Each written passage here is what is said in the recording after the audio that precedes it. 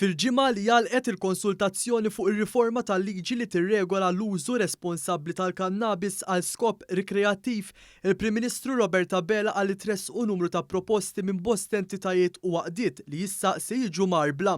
Issa l-proċess beda biex bdew jiġu analizzati, ġew miġburin flimkien il-prinċipji li joħorġu minn dawk it-350 sottomissjoni li saru, jiġu masurin il-prinċipji ġenerali, minn hemmhekk imbagħad ngħaddu għal abbozz li fih ikun jiġbor il-prinċipji li ġew imnedija fil-white paper u kemm jista' jkun ukoll jiġbor dak il-prinċipji ġodda li ħarġu mis-sottomissjonijiet illi wasluna. Fuq One Radio il-Prim Ministru tenna kif għal snin twal gvernijiet nazzjonalisti tefew dan is-suġġett taħt it-tapit.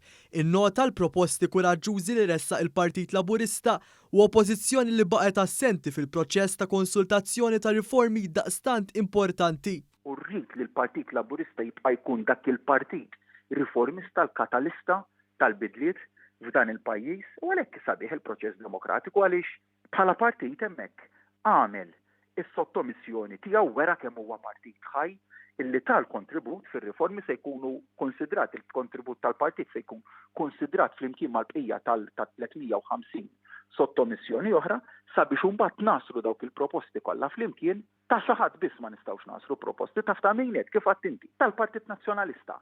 Il-Prim Ministru qal li riforma fil-liġi tal-kannabis hija msejsa fuq bosta prinċipji, fosthom dak li min jinqabad b'joint m'għandux jiġi trattat ta' kriminal u li nerġgħu nagħtu opportunità mill-ġdid li dawk li għandhom fedina penali rovinata minħabba dan u li bħalissa ma jistgħux javvanzaw f'ħajjithom.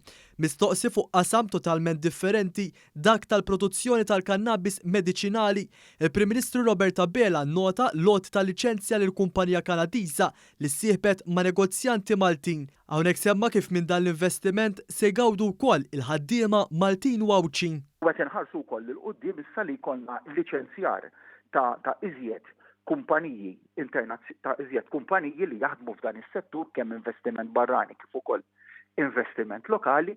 U fiex jissarraf dal-investiment? Jissarraf fil-ħolqien ta' iżjed xogħol ta' kwalità, ta' iżjed jobs ta' kwalità, jissarraf jobs li jagħtu pagi tajbin, opportunitajiet għal riċerkaturi, professjonisti, mediċi, spiżjara Maltin. Dak huwa l-ħolqien tal-ġid. Dr. Abela rimarka li b'dan il-Gvern iħares l-niċċa ekonomika oħra f'pajjiżna u li se jkompli jimraħ biex jattira kumpaniji ta' dan it-tip.